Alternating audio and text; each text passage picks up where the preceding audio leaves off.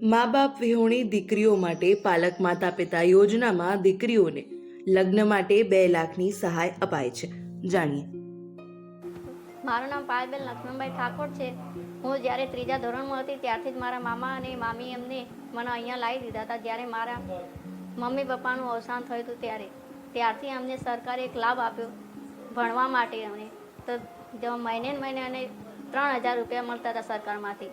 અને મને દીકરી હોવાનો એ ગર્વ છે કે સરકારે મને લગ્ન કરવા માટે 2 લાખ રૂપિયાની સહાય આપી.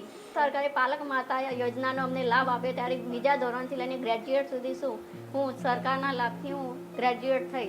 ત્યારે મને આત્મવિશ્વાસ કનુજી બાબાજી, ગામ નુગર, તાલુકો જિલ્લો મહેસાણા.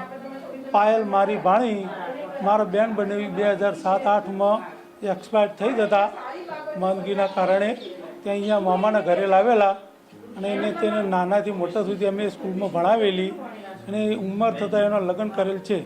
એમાં સરકારે ઘણા અમારા સહયોગરૂપ થઈ અમને એમના પૈસેથી એમનો ખર્ચ કરેલ છે. અમને અમારા ઉપર કોઈ ભાર આવેલ નથી. પાયલને ભણાવવા માટે સરકારે દર મહિને 3000 રૂપિયા આપેલા અને એના લગ્ન વખત 2 લાખ રૂપિયાની સહાય કરેલ છે, જેથી કરીને અમને કોઈ પણ જાતનો ભાર પડેલ નથી અમારા ઉપર. રમેશભાઈ પટેલ છે. હું જિલ્લા બાળ સુરક્ષા એકમમાં 2012થી કામ કરું છું.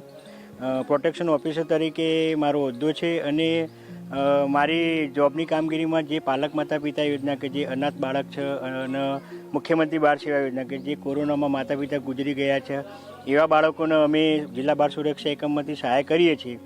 એવી દીકરીઓ જેની સહાય લીધી છે પાલક માતા પિતા યોજના અને મુખ્યમંત્રી બાળ સેવા યોજના, તો એવી દીકરી જ્યારે લગ્ન કરે તો લગ્ન સમયે લગ્ન પછી અમે એમને 2 લાખ રૂપિયાની સહાય એમના ડાયરેક્ટ એમના ખાતામાં અમે જમા કરીએ છીએ.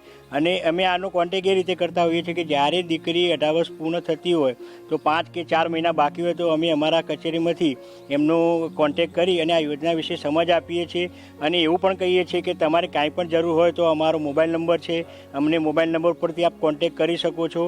બીજું કે કોઈ લાભાર્થી એવા હોય કે જે આવી શકતા ના હોય, દૂરના હોય, તો અમે પણ અમારા વોટ્સએપ નંબર પણ અમને આપીએ છીએ, જેથી કરી કોઈ પણ ફોર્મ ભરે અને ડોક્યુમેન્ટ જોડવાના હોય તો અમને વોટ્સએપ કરે તો અમે એકવાર એનું બધું ચેક કરી અને પછી જોઈ લઈએ. પછી લાભાર્થીને કહીએ કે બધું ઓકે છે, કંઈ વાંધો નહીં, હવે તમને આ લાભ મળી જશે. જેથી કરી લાભાર્થીને એવું લાગે કે ના, અમારો સમય પણ વ્યર્થ નથી જતો, નાણાં પણ વ્યર્થ નથી જતા. અને દરેક લાભાર્થીને એવી હોય કે જ્યારે અમે સરકારી કચેરીમાં જઈએ તો અમને ધક્કા ખવડાવશે, તો એ કોન્સેપ્ટ એમના મગજમાંથી જતો રહેશે અને એમને વિશ્વાસ આવશે કે ના, સરકાર જે યોજનાઓ આપે છે એ ખરેખર બહુ સારી હોય છે અને એને આપણે ઘરે બેઠા મળે છે.